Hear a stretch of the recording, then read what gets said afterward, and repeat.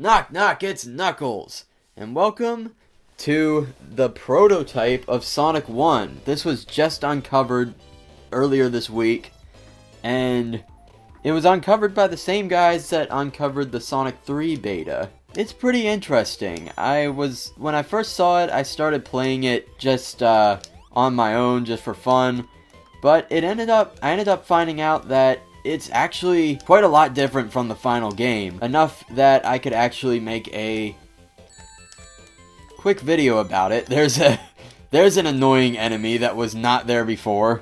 And there's the spike glitch. Come on, Badniks, I'm just trying to explain some stuff. Haven't even really gotten into it yet. One of the main differences is that this is kind of like a bit of a harder version of Sonic 1. There's some more bullshit enemy placement and stuff that isn't there in the final game. Like right here, I knew he was coming because I just died to him. But normally you won't see him coming because he's coming from off screen. There's actually quite a lot of Badniks in this version of the game. I do like this jump animation at the end. I wish they kept that. There also used to be a spring on this rock here, but there's not anymore, which I like because it makes it easier to hop over it. So you can get down to this section down here, which I'm doing very poorly at. This is the speedrunner section of the level. This is where you go to get the fastest path if you're not being an idiot like I am. Not a whole lot different with Act 2 here. It's pretty much the same as it is in the final game. Aside from that, that's stupid.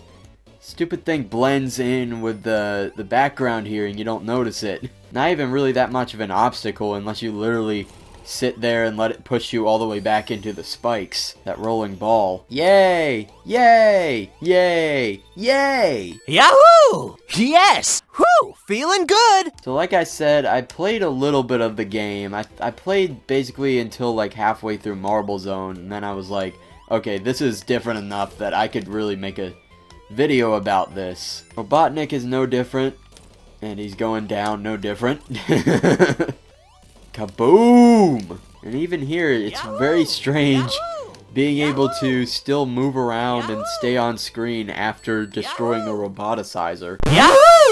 So this is quite different right here. You can't actually get crushed by this thing. It'll come back, and you basically gotta, like, jump on it here, and then jump up. I can't remember what they put here in the final version, but this is actually a neat obstacle because, you know, you don't really have to wait for it. You can, like, even if it's extended all the way, you can still just jump on it. And so it's an obstacle that's challenging, but not like, it doesn't waste your time. It's not tedious. I didn't even mention these weird-ass UFOs up in the sky.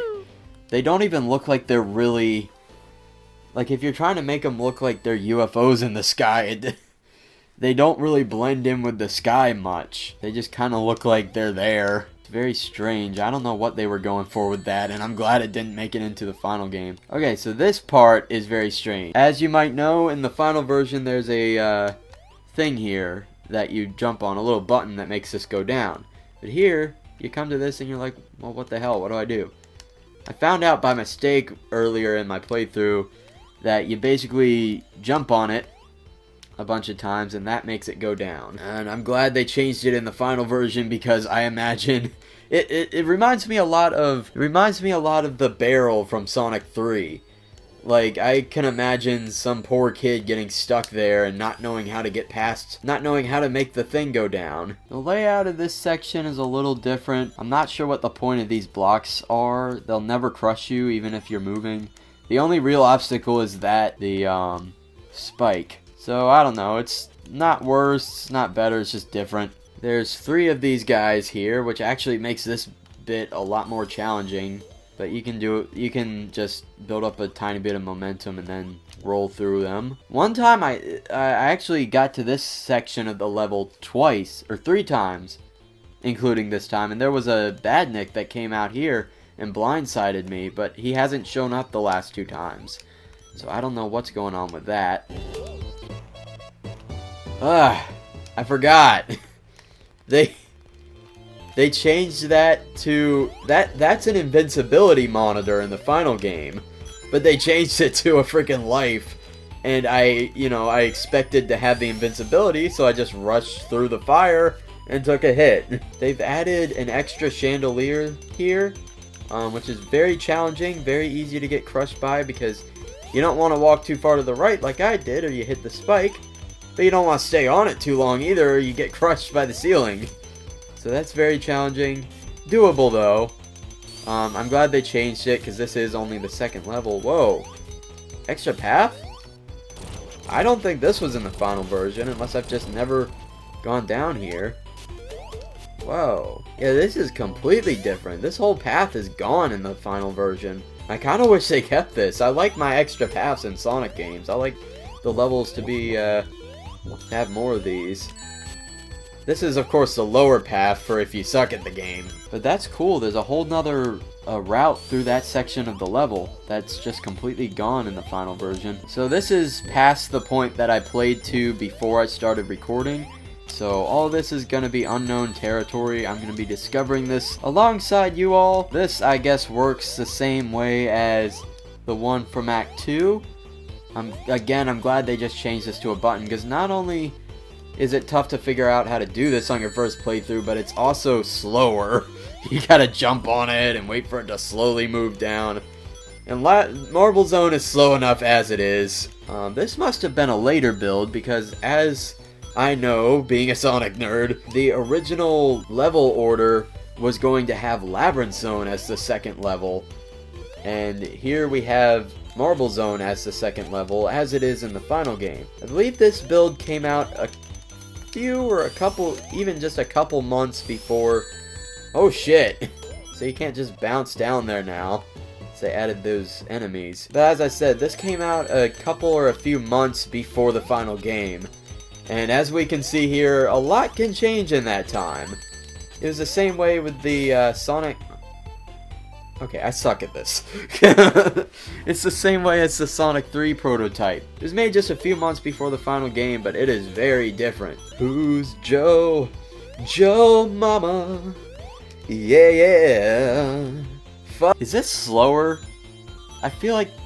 Probably not. It probably just feels that way. Come on, I'm waiting. Hurry your ass up, slow ass block. So yeah, it's still Marble Zone. It's still slow.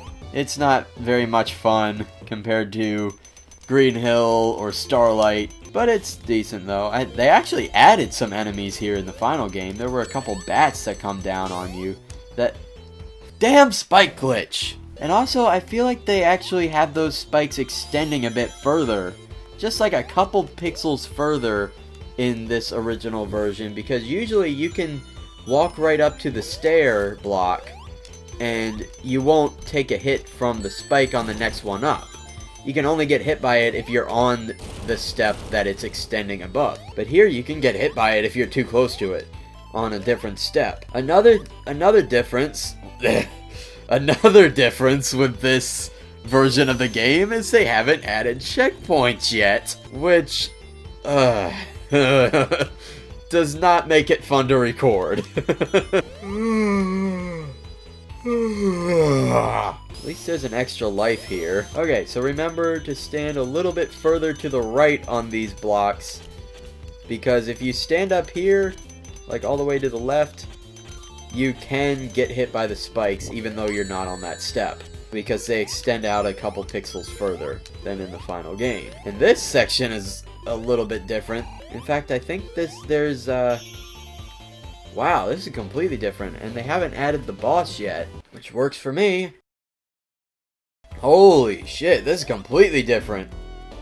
Oh, come on, my pixel touched his pixel. Avert your eyes if you have epilepsy. Because, good lord. When they said Sparkling Zone, they sure as hell meant it. Goodbye! Goodbye? Oh, come on, move out of the way. The building says goodbye! What? Why does it say goodbye? That makes even less sense than cope. Now it says good luck. Did it say good luck earlier? Do I have some undiagnosed dyslexia or something? Am I an idiot? No, I'm not an idiot. Look, it says goodbye. Or if you're epileptic, don't look. Because I'm just saying, this stuff is flashing some bright colors. Maybe that's the store where you can buy the Super Emeralds from Sonic 3. Maybe that's where Knuckles bought, or I'm sorry, where I bought the big ring in my house. I've always hated this section. There we go. So it seems like the level design here really hasn't changed at all. It's just the background that's changed. I can't stop thinking about the background. It's so different. What? Starlight Zone? This is the level order they should have kept. Starlight is a lot easier than Labyrinth Zone. A lot more fast too. I don't understand why they would have changed it in the final game. Also, the level design here is much different, and it doesn't seem like they've added in any enemies yet. And that's a bullshit pit right there. Oh, come on! Well, this just means I get to play my favorite zone in the game a little early this time.